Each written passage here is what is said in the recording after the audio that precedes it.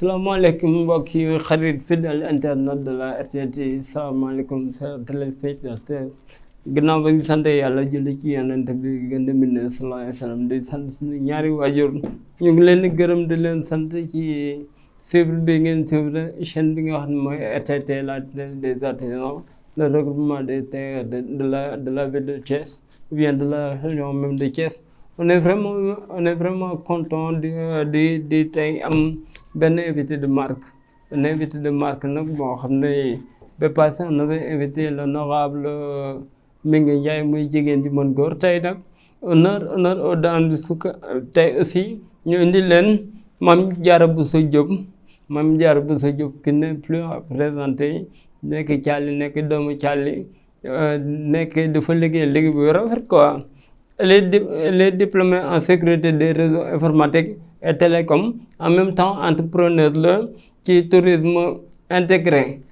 Son entreprise s'appelle Africa Nité li ñu naan garabu nit mooy nité donc il a joué artistiquement avec deux mots, le français et le wolof, mais en même temps bi nga ko gën a invité secrétaire général comité électoral Pastef Thiali nga xam ne Gabriel Ndione vient de sortir dans des élections très rigoureuses yu amoon coow yu amoon bëri woon bon kañ mais finalement tout ce qui commence bien finit bien. Donc dama laa jëlee ci ay xat-xat yu métti yoo xam ne vraiment nga def tout par amour ci li ngay def, mais on va commencer comme d'habitude, on va commencer par l'actualité politique. Et quand on parle de l'actualité politique, on peut ne pas parler de la victoire éclatante, voire même razzia du parti Pastef.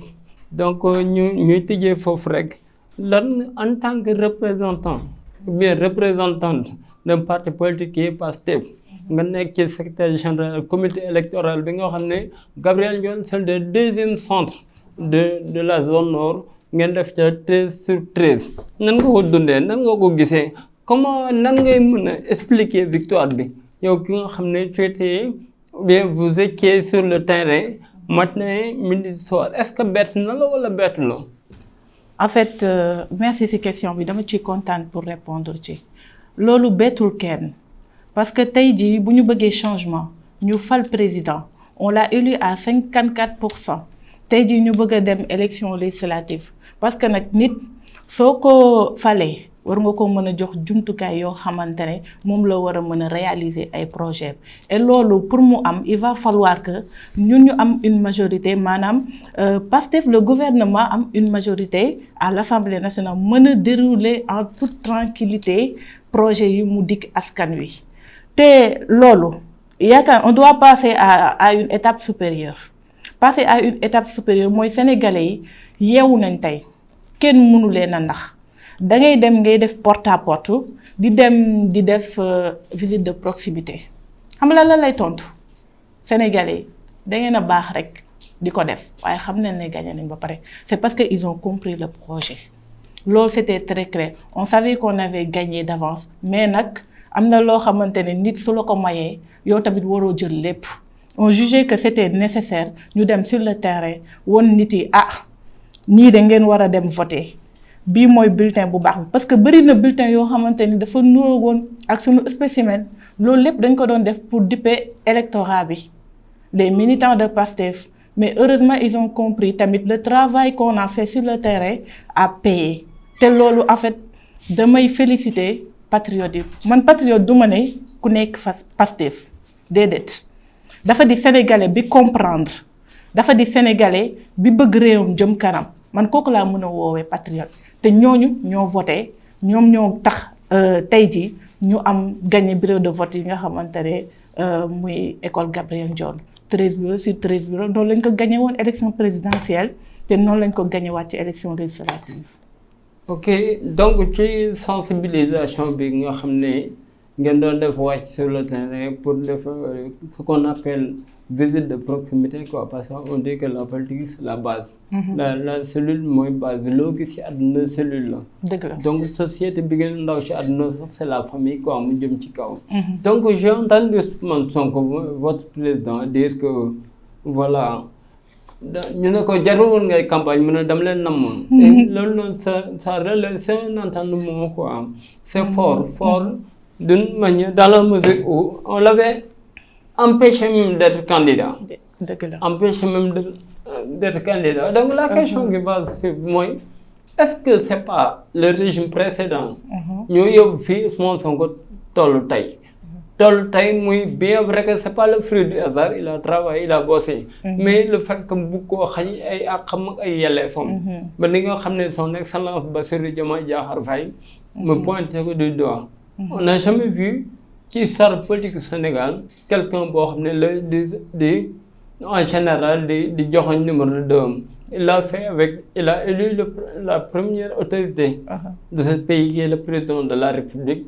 La deuxième autorité de ce pays, ce sera le président de l'Assemblée nationale. Donc nan ngay analyser loolu quoi le fait que c'est le même gars mooy naqal ñëpp. li nit ñi di wax riirum Ousmane Sonko la. donc nan ngay gis lan mooy secret mu waa ji quoi. En fait. liñ naan ànd nawle et aussi damay wax le réveil du phénix ñun Afrique dañu doon wax naan en fait le malheur de l'Afrique c'était d'avoir de mauvais dirigeants. Voilà Ousmane Sonko dafa dikk jaay ñu benn projet boobu Sénégal mi ngi toll ci moment bu chaotique daa woon gis jeune bi politique ay pa ak ay mère nga daan gis ñuy politique mu dikk jaay ñu benn projet moom mu joxe exemple en premier mu jiitu ci parce que nag nee nañ nit boo dee wootee dara yow danga ciy jiitu mu jaay ñu projet jiitu ñu ci ñun ñu gis teg ci suñu bët ñu xam projet bi lan la ko jaral te projet bi c'est pas pour lui c'est le projet du Sénégal je dirais même le projet de l'Afrique pour le changement de l'Afrique donc tey jii comme ni nga ko waxee Ousmane Sonko fal na maire fal na président Ousmane Sonko tey fal na ay député suppléant. oui on n'en discute pas en fait loolu mi ngi basé wu ci gëm-gëmam ndax nit mënoo engagé wu ci dara te amoo gëm-gëm.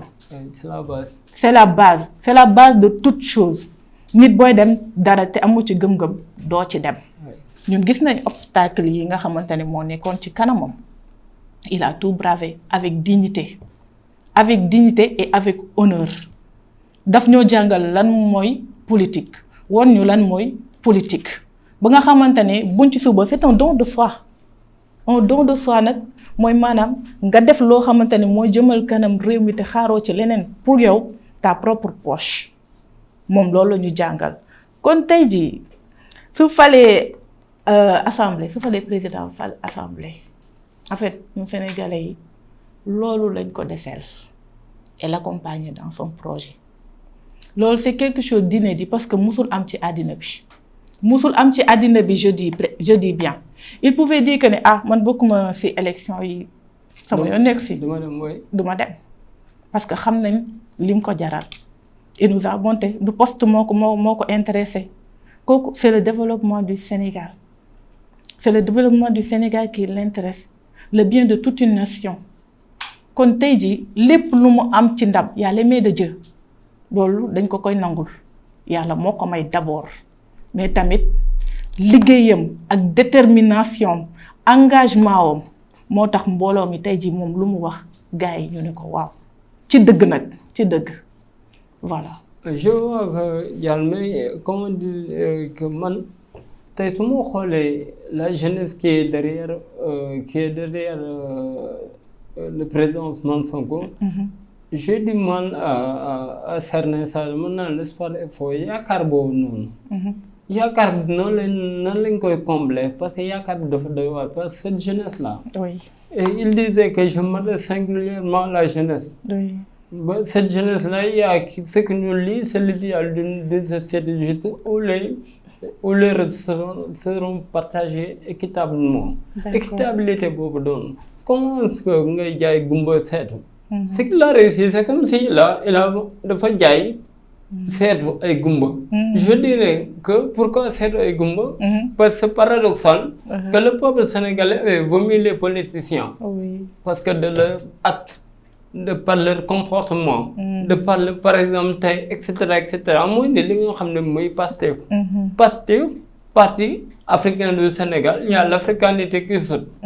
Oui mais li ma ci gën a intéressé mooy du travail. la culture du travail. nga xam ne da ko fee fekk. dafa mel ne dafa soulever li gars yi bàyyiwoon li fi maam bàyyi ndax boo nee travail rek da ngay xalaat chef de file.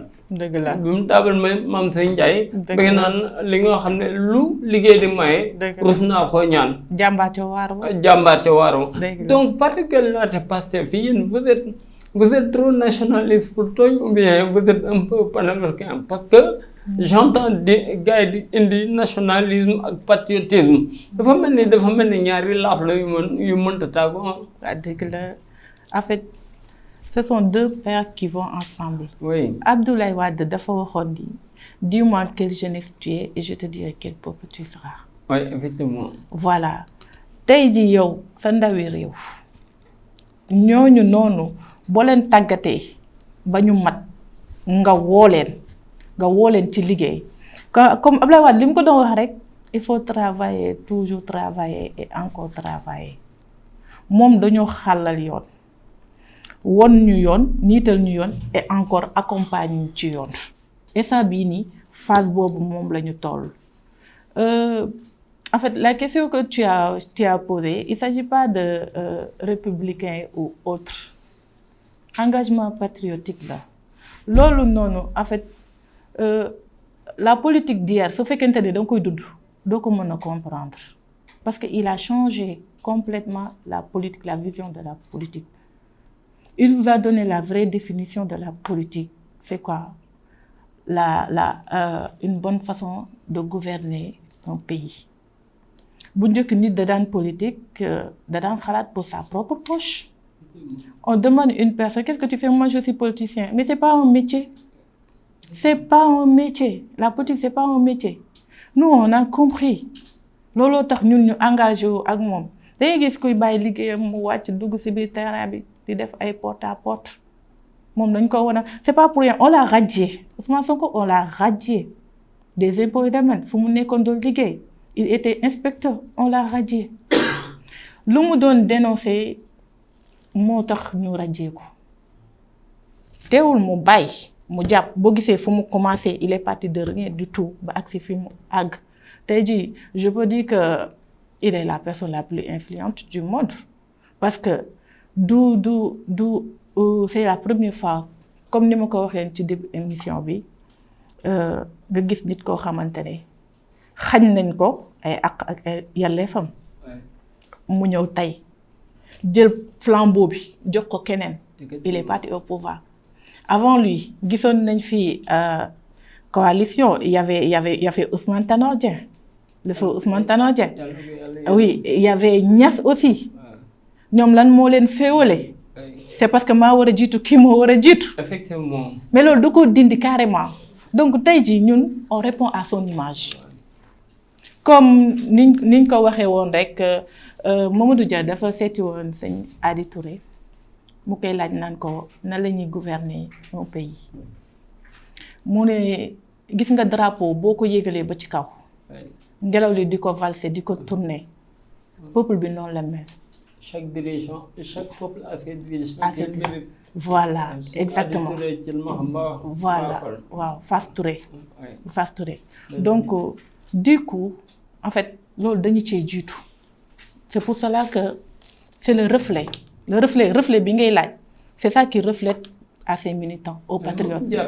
Quand je t'entends parler démb laay dégg ko c'est parce que li ma lay wax mooy nationalisme bi may piqué bi may dalaat après day mel ne comme si maam yi démbay wax parce que ku wàcc sa ànd boo yéeg fekk fa borom.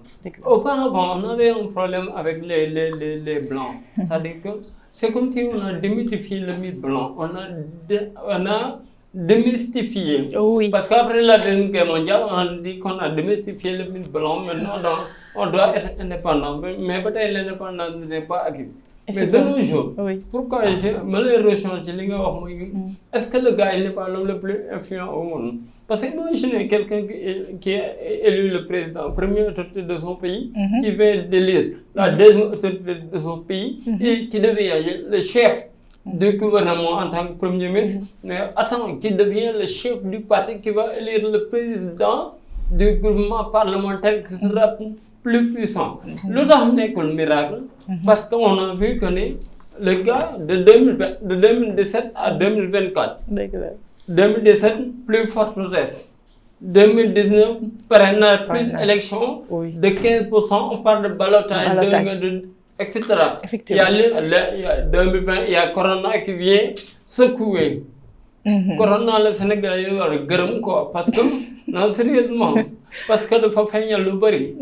On a vu que, je parle, l'un de mes mécontentement au Sénégalais, à l'instant où nous sommes confinés, l'heure est grave, gravissime, catastrophe naturelle, le dire de l'ex-président, nous sommes dit.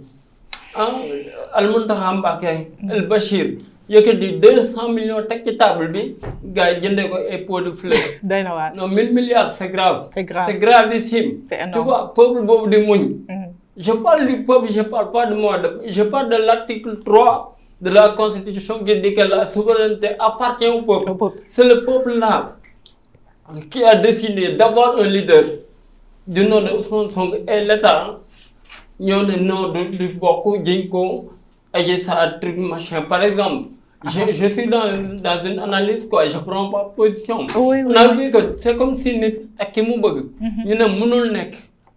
avons en 2021, moi je dis que le triomphe, le 5 jusqu'au 8 mars 2021, en 2021, mars 2021, il y avait des émeutes. Le président est sorti, Macky Sall il a bien parlé, il a dit que je vous comprends, je vous ai entendu, mais malheureusement, il y a armée, il y a gendarmerie, il y a armes. Ousmane Sonko avait dit que boo ma naree rey sa loxo dina takk deret. Dëgg la.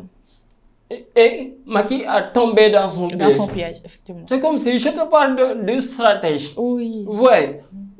Après, qu'est-ce qui s'est passé en 2022? Il y a deux élections législatives locales. Tu prends un chroniqueur comme moi de la Sen TV. Tu fais le maire de Guédiawaye qui bat le petit frère du président avec tout son fric. Attends, il y a la conscientisation du peuple. Gars, qu'est-ce qui se passe? Nous sommes législatifs. Non, on a saboté la liste nationale. Mais t'inquiète, on a pris les suppléants et il y a cohabitation politique. 82, Macky qui perd 125 sièges jusqu'à 82 sièges. L'opposition vient, il y a 82 sièges. Il a fallu que Pape Diop cotise son député pour que Macky puisse avoir un 83e député pour cette soi-disant majorité mécanique.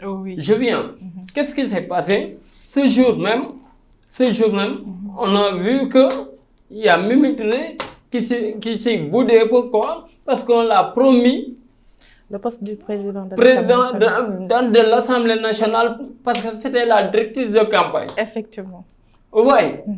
Qu'est-ce qui s'est passé? Après, on a activé le monde Adjissar encore. Juin 2023, Macky a massacré les Sénégalais. A emprisonné plus de 1000 et quelques prisonniers. C'est là où il a foutu grave. Il fonce droit dans le mur. Il n'y avait pas son entourage qui devait le caler. Je continue. On a emprisonné votre président bien-aimé Ousmane Sonko et l'actuel président Bassirou Diomaye Diakhar Faye qui a un post sur Facebook. Vous voyez, à 10 jours des élections, on les a libérés. Pour la première fois dans l'histoire, le peuple sénégalais s'est exprimé par 54,9% au premier tour. Bassirou Diomaye Diakhar Faye on a accédé au palais. Et 7 mois après, pour dire que je parle, je fais l'éloge de cette population-là. On a un très beau pays. Le peuple sénégalais est mûr. Donc, là où je vais venir, est-ce que ce n'est pas un cadeau empoisonné? Parce qu'il y a une exigence venant du peuple de cette jeunesse-là. Parce qu'on vous avez demandé le trône. Ça dit que le palais vous a donné ça. Vous avez demandé la chambre parlementaire. Mais est-ce que si vous ne travaillez pas, ce qui vous lie avec ce peuple-là, ou bien cette jeunesse-là, c'est pas parce que Ousmane Sonko c'est un gentleman, il a des business, bien il est beau. Non, bien vrai qu'il est beau, mais est-ce que yéen a ngi toog di naatable li leen ay xaar lan la? Oui. Lan moo leen ay xaar? D'accord. Mais en fait, là, vous avez retracé le parcours de Ousmane Sonko. Merci pour cela. Et comme ni nga ko waxee rek, un cadeau empoisonné. Ousmane Sonko dafa yee ndaw yi. Dañoo jàngal politique. En fait, il nous a conscientisés. Et de plus, c'est le peuple révolutionnaire, en fait. Le changement, il a appelé à la rupture. Le changement. En fait, c'est une jeunesse porteur d'espoir qu'il a réveillé. Comme donc aujourd'hui, def na ci ndaw yi, def na ci Sénégalais yi, gëm-gëm goo xamante ne ils ont confiance en eux, ils ont foi en eux, te tamit ils se sont réveillés. Tey jii fi mu jaar lim ñu jàngal ba tax na ñële jóge fii. Combien de temps ils ont gouverné? Pendant plus de 60 ans. Ouais, ils ont gouverné 64 ans. Oui. Ils ont gouverné. Tey jii mu jëlee leen fi. Le peuple sénégalais a voté aux élections présidentielles. Ils ont renouvelé leur confiance à Ousmane Sonko. Kon tey jii moom xam na poids bi posé wu ci boppam. Et il sait ce qu'il attend. Il n'a pas droit à l'erreur, mais aussi nous devons l'accompagner. L'accompagner, c'est-à-dire quoi? D'où questionner parce que dañu fal député, dañu wara tok di sétane qui réalise les projets, mais c'est pas comme ça. Effectivement, mais par exemple, le combat du Sénégal actuellement, de ce beau Sénégal, de ce gouvernement fraîchement élu, il y a un impact, national, mais international. Parce que n'oubliez pas que on a fait le Sénégal a fait révolution démocratique sans l'aval ou bien comment dire l'impact français. Parce qu'on a vu que depuis 1964, là aujourd'hui c'est comme si dafa mel ni benn système mooy dee benn système mooy judd. Vous voyez dafa mel ni dafa am loo xam parce que pourquoi? Parce que le taux de participation des élections législatives est faible, très faible. Mais on a vu que les gens d'Ousmane Sonko, les alliés d'Ousmane Sonko, ils ont fidélisé le vote. Mais d'autre part, ils ont lâché. Pourquoi je dis lâché? Parce que par exemple, nous analysons benen bord parce que si les résultats élections législatives, écart bi dafa bëri 100 points d'écart, 200 points d'écart. Loolu daa am analyse bu ñu ci war a def xam nga lu tax parce que ñi voté woon présidentielle pour Ousmane Sonko pour Pastef dañoo gën a fidéliser wala ñu gën a plus ay alliés mais boo jëlee par exemple tey takk wàll boo ko utiliser il y a trois partis réew mi am na ñu fa quitté dem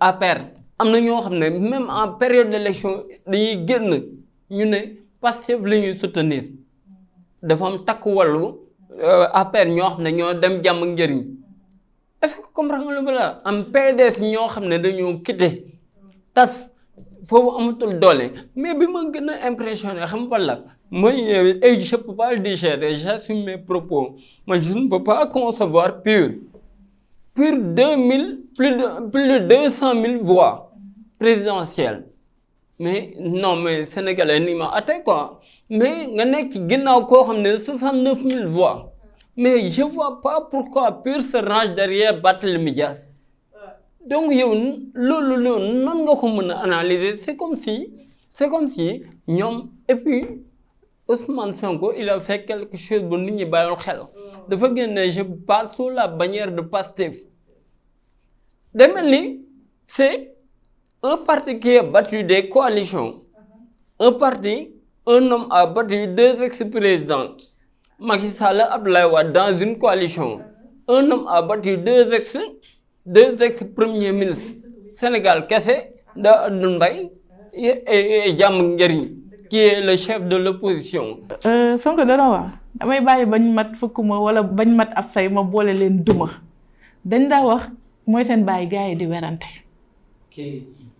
daan nañ teg nañ yow da nga ko résumé quoi son parcours da nga ko résumé lu ne tegal nañ ko fi des pièges et autres il les a défiés teewul il est arrivé au sommet donc loolu gis nañ ko et sur l'affaire de Samba Ndiaye man dama lay poser la question lan ngay woowee transhumant parce que tamit y a quelque chose par exemple man Mimi Touré man mënuma ko woowee transhumant déedéet parce que dinaan da ngay jóg ci bool bi ba la ñuy wiccax sa loxo elle a su se lever à temps donc kooku mënuma ko woowee transhumant te dafa jàpp ci combat bi avant lool gis nga tey jii yow nga nekk ci gox walla nga nekk ci dëkk bi ngay liggéey pendant des années nga nekk fa di politique ba sa nguur jeex tu es incapable de dire man lii laa defara samay ndaw tey jii boo dikkee nga ne yow tu te considères comme un patriote gars yi duñ ko mën a gëm don de soi bi ñuy wote yow wane woo ko kon tey jii duñ ko mën a gëm mais su fekkente ne tey jii yow da nga engagé wu un engagement patriotique ñu xam ne kii dëgg la daan na liggéey goxam dañ koy nangul waaye nag doo ñëw de fekk fa xale yi nga xamante ne ñoom ñoo doon xare patriote yi fa nekkoon ñoom ñoo doon xare démb boog bërki démb nga bëgg a jàll seen kaw ñoom ba ñuy rayante pour Sénégal jëm kanam boobu yow foo nekkoon. je pense que loolu noonu war nañ ci jóg mais tamit Mame Diarra li may gën a wax d'ailleurs foofu la ñuy duggee ci benn deuxième partie pour wàcce affaire waxtaan bi neex na mooy est-ce que jeunesse bi ngeen am nan la jeunesse bi war a taxawee premier critère est-ce que du xam-xam pour mën a dugg ci projet pour mën a jàppale le président Ousmane Sonko président Bassirou Diomaye Faye ci référence 2050 ndax aussi liñ naan ñay buy xàll yoon doom jee tax si Ousmane Sonko Bassirou Diomaye Faye et les autres disent que référentiel 2050 c'est pas pour eux léegi bi ñii la jeunesse d'aujourd'hui peut-être am na xale buy daw ci GPS am na xale buy daw ci ginnaaw caravane yi peut-être que moom mooy président bi te xamu ko mais quand je vois la GPS vraiment courir danser fecci way il y a même pas un élément de la GPS qui est capable de tenir un discours. Je dis que bon, est-ce que ces gens-là vont aider par exemple Birame Souleye?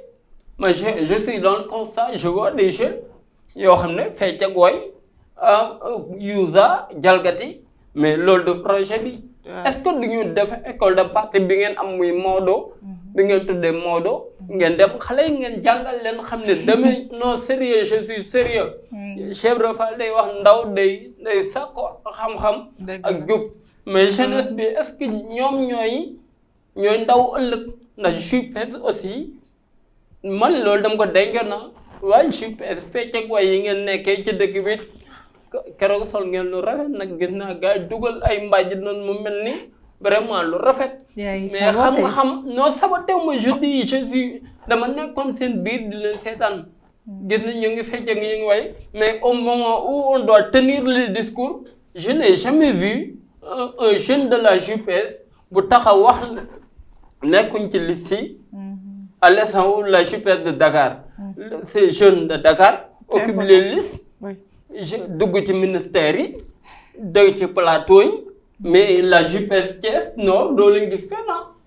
fecc ak waaye lañ nekkee ci campagne loolu noonu loolu laa leen laaj yi ngeen jeunesse bi lan ngeen di waajalee seen ëllëg quoi ndax référentiel 2050 bi yéen na waaw ñun mag ñi moom leen dañuy fekk ñun mu ñu jël retraite En fait, je répondais à l'autre question, je n'avais pas terminé. Allez-y. Voilà. Plus vite. Je disais que bu fekkonte ne on parle de transhumance maanaam yow da nga dikkoon fekk ñi di xeex di rayante yow gëmoo woon loolu noonu tey ji nga bëgg a jàll seen kaw loolu en fait yow quelque chose de logique yow sa bopp sax yow xam nga ne xel mënu koo nangu déedéet doo fekk kër nga doon fa gan nga ne déedéet man maay borom kër gi ana néegu borom kër gi bàyyi ma jàll si kaw déedéet gan gi yeewu boy da nga koy yemale ci place am rek mu jeex tàkk waaye teewul nag tamit tey jii vous avez donné l'exemple de Omar parce que yonent bi da doon ñaan yàlla entre les deux Omar kan nga ma ciy may certes que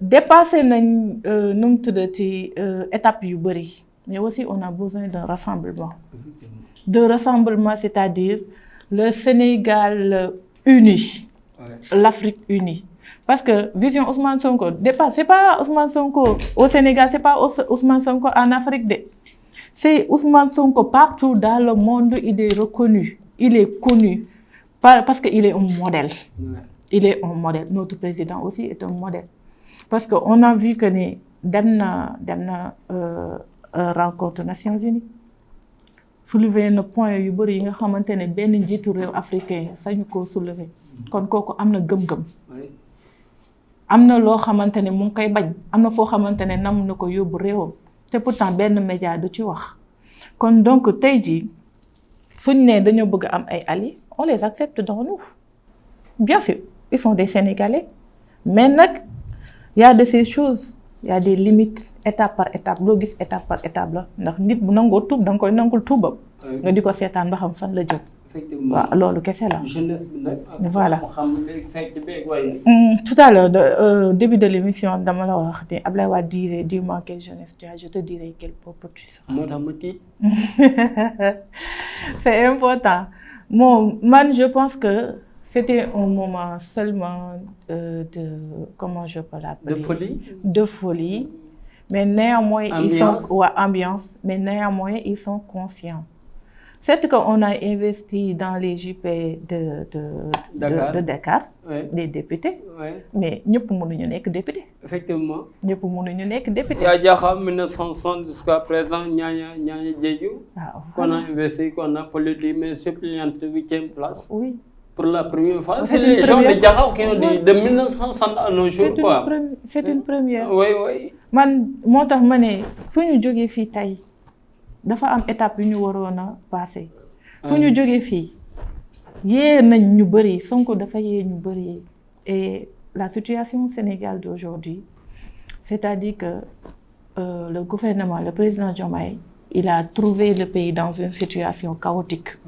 kon amuñu jotu ambiance amuñu jotu fo c'est que loolu bokkoon na ci campagne yi mais amuñu jotu fo et ils sont plus conscients que tout le monde ndaw yi ñoo la ko gën a parce que ñoom ñoo porté projet bi ànd ak Ousmane Sonko nekk ak moom nekk bouclier kon tey jii si vous me posez la question est-ce que ndaw yi ñoom ambiance ak fo moi je pense que c'est ma pensée c'est ma pensée c'était juste un moment de passage boo xamante ne day dem ci la bokk et j'ai aimé là-bas le discours de Massamba Diop oui en fait c'est un porteur de voix le mouvement Masla oui c'est quelqu'un qui m'a ému il m'a frappé parce que je me dis que c'est un leader c'est un modèle nan ngay nekkee modèle mooy da ngay yees askan da ngay woo ci kay liggéey nous on doit accompagner le président Diomaye et le premier ministre Ousmane Sonko. Merci beaucoup Mame Diarra c'est parce que rappelé nga ma j'étais là-bas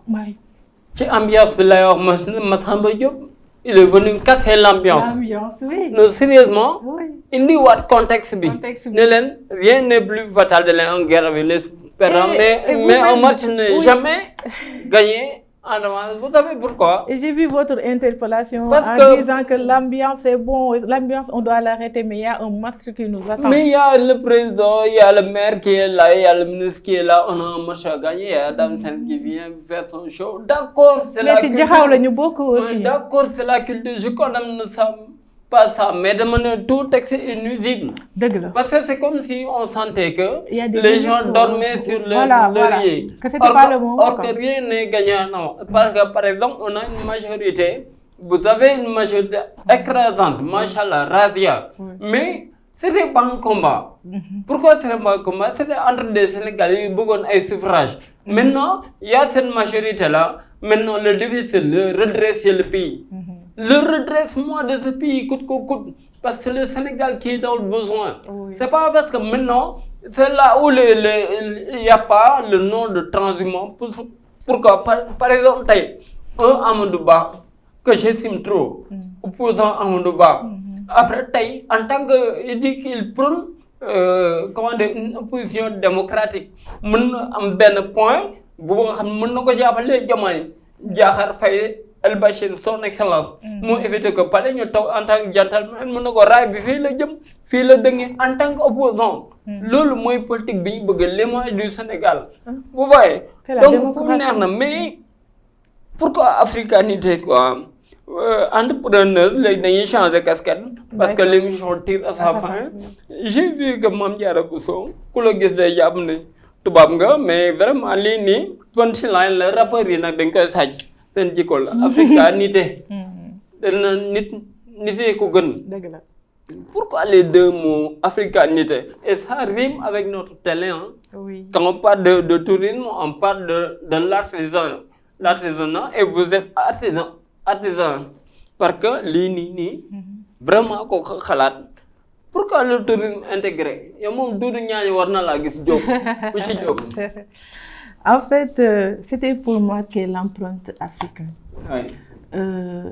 Sénégal ñun dañoo bëri ay atout on a des ressources am nañ lu ne mais les Sénégalais l'ignorent. Da ngay gis koo xamante ne day jël vacances pour moom boo jëlee vacances tu dois pas rester à l'intérieur du pays alors qu'on a des merveilles à l'intérieur du pays. Quand on parle du tourisme intégré, c'est-à-dire on parle pas du tourisme en dehors du Sénégal mais à l'intérieur du pays ñu defee ko à l'intérieur. Par exemple, si je prends la région de Kédougou, la région de Kédougou c'est une région qui est riche en montagnes, il y a les cours d'eau, il y a les cascades, il y a la verdure, il y a tout pour faire une aventure. Et voilà, la région de Casamance, il y a les îles du Saloum, etc. Et ça, les Sénégalais l'ignorent. Tey jii, le nom qui s'appelle Africanité du projet, c'est-à-dire que on doit réveiller les Africains. Oui. On doit réveiller les Africains à consommer ce qu'il a. Ndax nit ki yow booy consommer li nga moom la keneen di am confiance pour mën a jël loolu noonu. Effectivement. Di Youssou Ndour di wax sama réew laay jaay. Voilà. Ouais. C'est ça qui est à l'origine du nom africanité. Le mot tourisme, on dit que celui qui ne dort pas 24 heures de chez lui, il est touriste. Donc, si tu quittes ta domicile, 24 heures, tu dors ailleurs, tu es un touriste. Par exemple, il y a Magal de Touba, je suis un touriste religieux. Oui. Ça fait partie du tourisme intégré. Il y a les Nyarrak, je vais à Ndar. Je suis un touriste religieux, mais en même temps que toi, tu te rends yaa ngi dem Ndar parce que yan moo fa xew. Festival ja mais yow tamit touriste nga mais ban touriste culturel. Vous voyez, il y a le balnéaire mooy pour xam profiter de la belle vie. Yaa ngi nii Mbour ngi nii la petite côte les îles du Saloum. Léegi lan moo waral ñun ñuy xeeb li ñu am di jéggaani ba tax ñuy jël ndox de jaar Barsac wala Barsac est-ce que du école bi la? Bon, en parlant du tourisme, en parlant du tourisme intégré, il y a plusieurs volets. Oui. Il y a le volet de l'agriculture, il y a le volet de l'élevage et il y a le volet de l'artisanat plutôt. Voilà. Nous dañoo jàpp que ne découverte bi tourisme le nom répond mais il y a d'autres volets qui se sont ancrés parce que loolu moom mooy li nga xamante ne mooy suqali am réew su fekkente ne yaa ngi def activité touristique mënoo ignorer volet yooyu noonu dañoo def genre que quand tu parles de l'agriculture tu parles de restauration d'alimentation donc tu peux pas ignorer cela. Quand tu parles aussi de l'élevage, aussi il y a la production, il y a beaucoup de choses, production alimentaire. Effectivement. Et quand on parle de l'artisanat, il y a plus de choses que quand je dis que il faut marquer l'empreinte africaine c'est-à-dire que yow li nga moom li ngay defar yow war nga ko mën a jaay donc loolu moo indi tourisme intégré kon je pense que ne volets yëpp se sont regroupés dedans li ngay wax naan est-ce que du école bi moo jaay en fait le colon nous a en fait dañoo endormir waaw ba ñu ignorer ñun suñu ressources yi ñu am alors que ñoom ñooy ñëw di ko exploiter. Effectivement. Moi je suis partie à Kédougou pour une découverte pour la première fois moi j'étais émerveillée xaw ma woon ne loolu am na Sénégal ñun li ñuy gis ci télé bi wala lu ñuy gis keneen di ko jaay kooku la ñuy ñee te xamuñu ne am na suñu dëkk. waaw il va falloir que yow nga génn yow tamit nga won les autres que ne yow waroo mën a ñee ku ne dans tous les domaines actuellement Sénégal man yaakaaruma ne dans tous les domaines war nañu am ku ñu mën a yee soo gisee suñu président tey jii su dee génn réew mi lan lay sol da koy gis mu dóor costume cravate comme yow déedéet xam na lay def day def costume costume africain moom lay dóor jabaram dóor sol grand boubou yu nice sol parce que dafay promouvoir l'identité culturelle te dafa am importance ci dëkk voilà vraiment yaa ngi koy wax bon dafa mel ni dernier point bi naral laal dugg nga ci coof nga ko muy on parle de l'artisanat te dafa mel ni li ma la wax rek da nga cee nekk parce que loolu la parce que en Autriche yéen luy dans le livre Doudou Niania Diop bi muy le Sénégal le tourisme il disait en Autriche il y a une subvention de l'État où après chaque vacances on oblige les élèves, les Autrichiens à visiter l'Autriche. Les Sénégalais ne connaissent pas le Sénégal, ce qui est malheureux. On doit connaître le Sénégal. Xam sa bopp, xam ki nga doon. Vous voyez, donc dafa mel ni laal nga ci lu bari parce que des artisans qui se regroupent, des tailleurs d'une région qui se regroupent, qui voient qu'ils doivent créer une télé pour promouvoir. Non seulement pour promouvoir leur activité, mais pour promouvoir d'autres jeunes. Par exemple, quelqu'un comme moi qui a fait, par exemple, qui aime faire la communication, mais je n'ai pas un quoi de faire. Mais au lieu que c'était l'État qui devait faire ça, mais c'est le tailleur à côté, bien les artisans, qui non seulement ils ont créé, ils ont apporté une valeur ajoutée. Lolo, c'est extrêmement important. Est-ce que par exemple, qui référentiel 2050, war nañu am volet yoo xam ne war nañ leen ci accompagner parce que le Sëñ Fall doon waxtaan. doon wax benn waaye bu mu romb ci mbedd bi di ko yóbbaale mën ko Mbàkke. boo ëllëgee ni nga may yóbbee mën ko mën naa la fekk ci yoon bi par exemple des tailleurs qui se regroupent organiser lu mel nii des artisans kooku boo leen defee subvention di ko takk ci jabar dëgg la donc il faut qu'on Diop da ko def chante Diop jóge avec mention extraordinaire jóge Tugal ñëw def ay padam njaxeet ñi fi nekk di ko ree naan kàjjal mën na leen bay sol bay dundee defar sol làkk loo namp ça fait part de l'intégration parce que déjà une langue am na loo wax na nga dem sa xëddeen bi nga naan yaa ngi bawoon te waajaa wax olof rek vous voyez làkk loo namp mais aussi defar sol boobu moo tax ñuy wax ni quoi il faut est-ce que war naa solo nii ci tel les artisans y a un problème waaye yooyu ñamal ñu ci duut rek ñu daal di tëj parce que vraiment temps bi ñu ngi may signaler ne jeex na. dëgg la te émission bi neex na macha allah. man déjà même souligné naa la ko ñun sunu président Diomaye avant même qu'on commence à exécuter le projet il a commencé à promouvoir l'artisanat. Ouais, ça on le voit et ça saute à l'œil. Et Moustapha Guirassy même qui habite à Kédougou soo gisee moom chaque année da daan jël élèves IAM yi di leen yóbbu Kédougou pour ñu découvrir. loolu c'est quelque chose à saluer. Man j'ai la foi et je crois j'ai la confiance que ne suba ëllëg ñun dinañ dem ay bitim réew di def ay exposé yoo xamante ne yu mag a mag du ñuy envier ay Louis Vuitton du ñuy envier ay beneen nu mu tuddee te ay styliste ak kenn xamul suba amuñu kenn ku ñuy ñee xam naa ne ñun culture africaine dinañ ko yóbbu ci kaw a kaw parce que déjà fi ñu commencé ni nga wax ni lii amul woon yi amul woon. C'est des jeunes qui pensent et c'est à saluer. Des jeunes qui ont c'est des artisans nous créent une télé. C'est à saluer, c'est une première et ça va arriver. L'un lu may ñaan rek mooy qu'on accompagne notre président Bassirou Diomaye Diakhar Faye et notre ministre Ousmane Sonko à réaliser ce projet. On a combattu jusqu'ici et li ci des mooy ñu gunge leen ñu réaliser projet bi. C'est ça aussi maa ngi nuyu Pastef bu Thiali bu baax a baax di leen sant di leen gërëm di leen won seen participation ci combat bi élection yi fu ñu toll nii parce que man tamit fa laa bokk faaw ma sant leen gërëm leen. J'en avais là-bas le mandataire.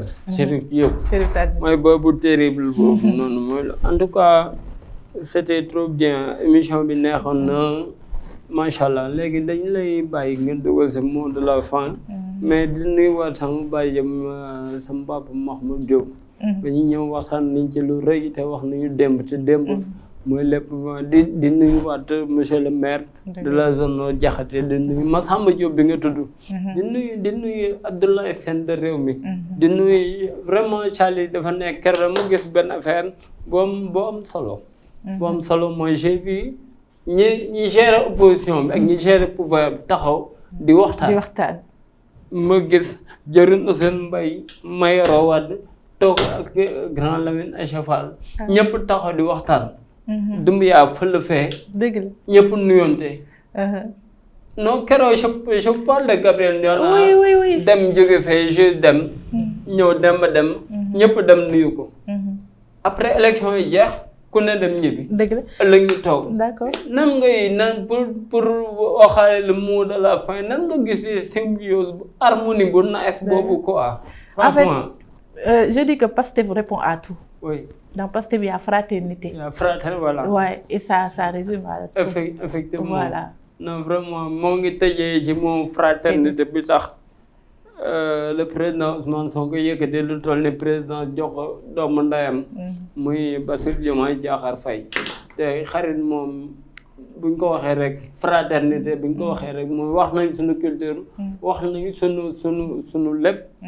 suñu mag yi baax yi nga xam ne boo xoolee moom Alaaji Malick ak Maam Borom Touba mbëggeel bi ñu bëggante woon mës nañoo seet ci bindante kaamil ba pare ndeysaan ñu yoot leen boolu ginaar yu bëri ñu ëpp ko kenn tëjewul ku ne noonu la ko doon xoolee ba fajar gi xaaj ñu bind ba pare ba ñuy tàggatoo maam Maodo ndeysaan yëkkati addiya di ko suñ jox suñ ba am ne ko dama bëgg feddali mbëggeel bi ma la bëgg te pourtant ñoo bokk seen maam Maram Mbacke mu ne ko dama laa bëgg feddali sama mbëggeel damay wax c'est très profond et important oui vous voyez suñ ba moo xam ne mu ko toon ne ko yow waxuma la bokk giñ bokkul mais nan lay def ba bañ laa bëgg te ñoo bokk kilifa muy Muhammadu Rasulullah sallallahu alayhi wa sallam ci loolu ñu ngi nuyu sama xarit sama soppe Monseigneur André Gueye di nuyu waa jàngu di nuyu ñëpp. Sénégal lii la benn bopp la kenn mënu koo xar ñaar sur ce ñu ngi leen di tàggu di leen wax ni jàmm yàlla muy am jàmm te ku mu jàmmal nga am jàmm ñoo ngi leen di sant di leen gërëm di ñaan yàlla jàmm di nuyuwaale sunu caméraman bi nga xam ne daal sonn muy Doudou vraiment di wax ne aussi maa ngi ñaanal sama cousine bi nga xam ne moo fi jógee muy Umu Daaf xale bu ndaw à l'âge de 25 ans teel a réer ñu koy ñaanal moom ñu mu fekk yàlla leen yàlla yërëm waaye ñuy def noonu jërë ngeen jëf